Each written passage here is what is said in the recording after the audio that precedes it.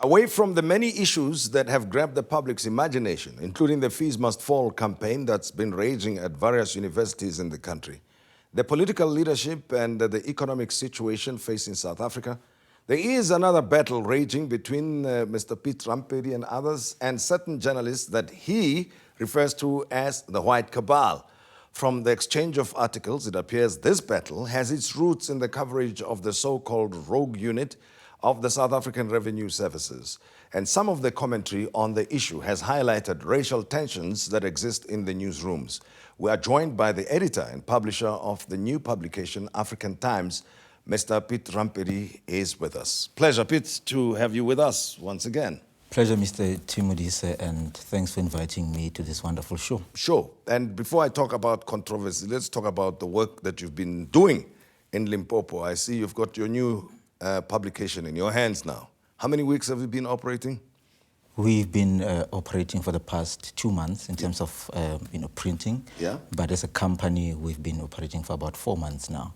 Okay. And we've really done a wonderful job. If feedback from people in and outside the province is anything to go by, you'd go on Twitter now and go on Facebook, you'll see that the reception has been good. People feel that what we are, which is an unashamedly black Pan-Africanist newspaper and a dependable reference for a black perspective as we are, it has been well received, and people feel that this has been missing, this has been a missing link, and the dots have not yet been connected until now when coming to a black perspective, and we're happy to be there as players. Well, earlier this year you were talking about the black journalists grouping that you formed into an association. Did the inspiration for the paper come from there, or it was always in the works? No, look, it was always in the works, but when I came here, the last time I came here to talk about the Forum of Black Journalists, you'll recall that one of the things that I said was that, look, as black people, there's no way we're going to change this anti-black narrative, which is dominant in the media currently, without necessarily being owners, because ownership immediately cascades down to content, because the editors are the people who are appointed by the owners. They don't get elected. And the owners always appointed people who shared their socio-economic and political orientation. And that in itself has always conspired against black people.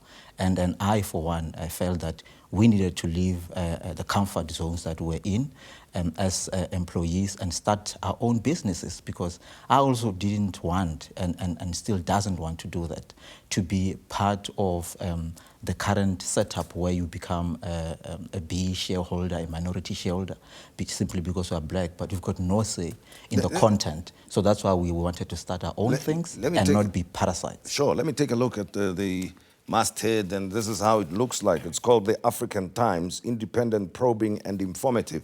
It is based in Polokwane?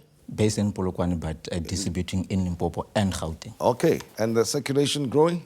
It is growing. When we started, we printed 15,000 copies. We have now increased to 20,000, and we hope to reach 60,000 by the end of the year after sorting out the listing process with your big companies like Pick n Pay and Shoprite and Checkers.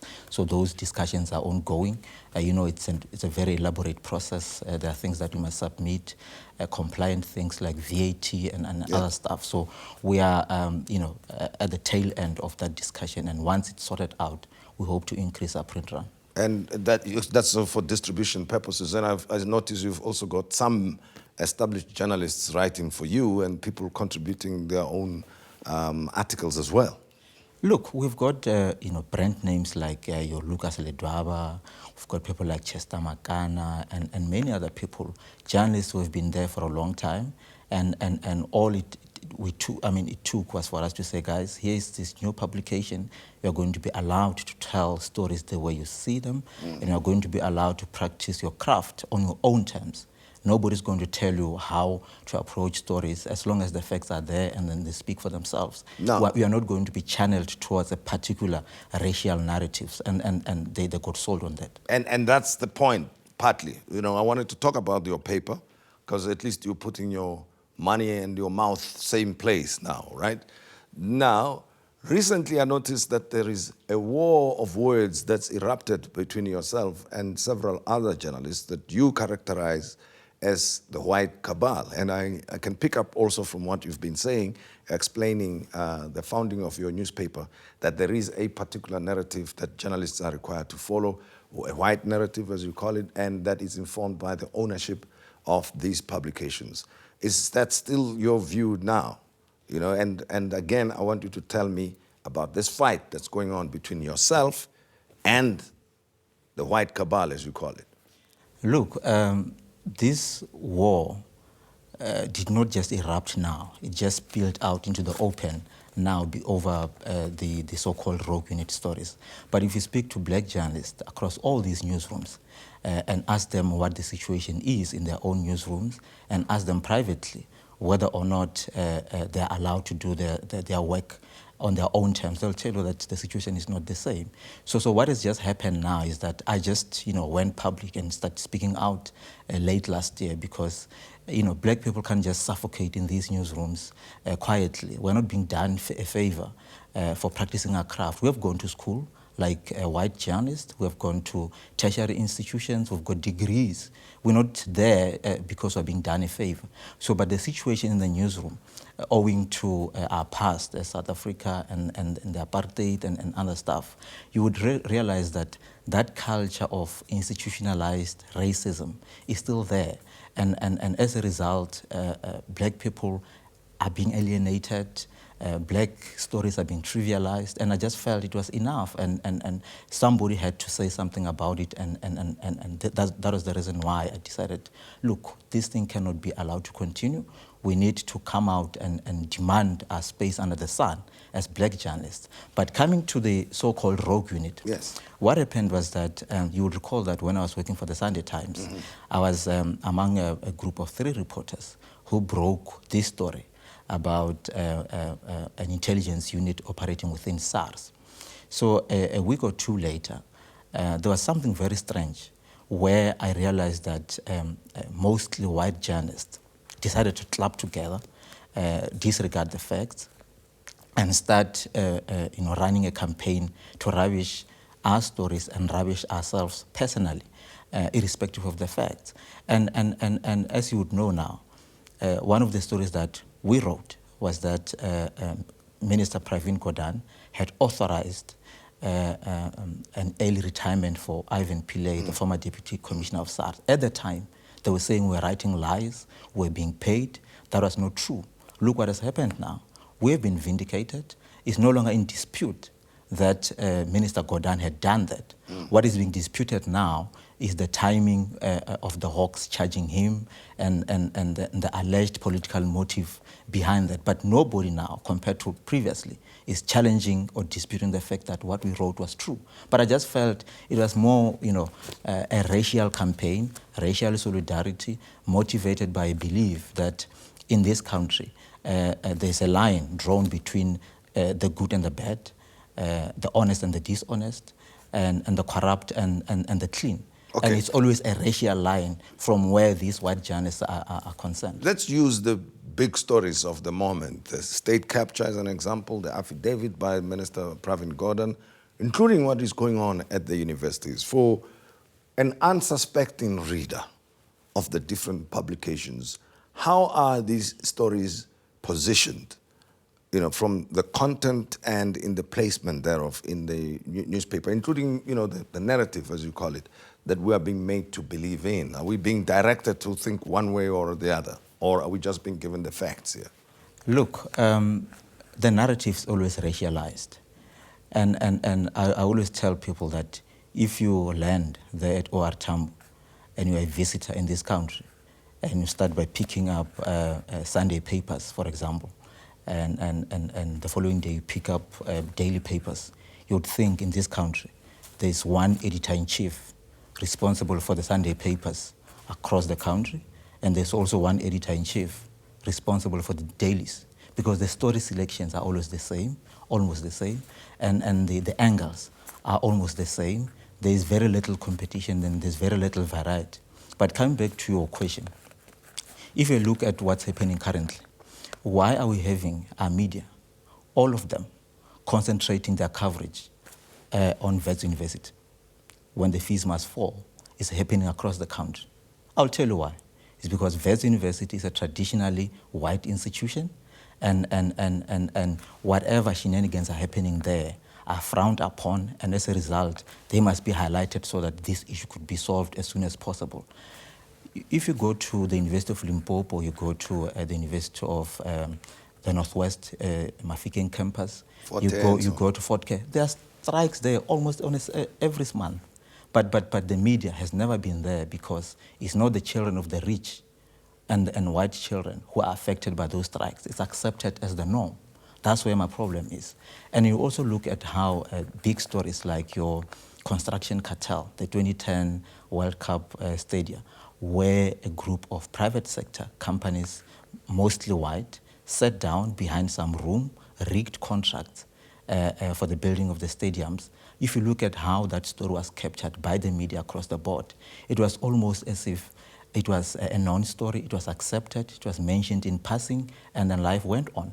Now, the Competition Commission has just fined a group of about 12 construction companies for having committed another crime.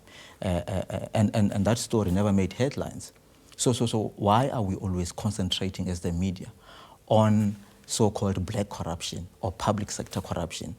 Is the intention not to create an impression that only black people are corrupt and that white people who are mostly running the private sector are as clean as God?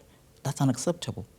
Now, let's go back to the points about the White Cabal, because you, at some point, if I may say, you lost your cool, you lost it, you got very upset, and then you took to social media to attack some of your colleagues.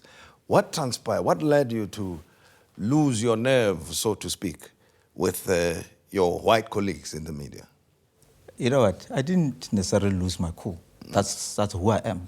Yeah. You know, I call a spade, and I felt they needed to be told what I thought of them, and I didn't want to whisper about them. I needed to tell them in their faces. Some of them, the people that I meet in a face-to-face situation, I've told them what I thought of them. So I just felt there was no need for me to whisper about them somewhere else. When you suggest that there's a cabal, it's almost like there's a clubbing together intentionally. I'll tell you what I mean. Yes. These people that I mentioned, one of them, Adrian Basson from Media 24, John Robbie from 702, Stephen Groothuis from 702, Alec Hawk from Newsbiz, and people like Jack Paul, who used to work for Media 24, and many other people.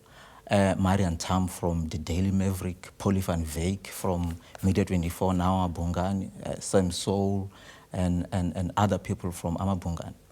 What I said about them, which is what I've told them, is that they've got a problem of a group mentality where they discuss stories, caucus stories amongst themselves, and they've drawn a line between people that have to be defended and people that have to be trashed. And it doesn't matter what the facts are, as long as you are considered to be dishonest in their minds, irrespective of the facts, you have to be trashed. If you are considered to be honest and irrespective of what you do, then you have to be defended. And we saw that kind of racialized narrative when the so-called rogue eunuch story broke, because here, for the first time, we're dealing with alleged irregularities or corruption perpetuated by white people at SARS. It was not, for the first time, stories about your Julius Malemas of this world, which I've covered, stories about your Behikalas of this world, and stories about other ANC bigwigs or black people who are in the public sector being accused of corruption. For the first time, we're investigating white people at SARS.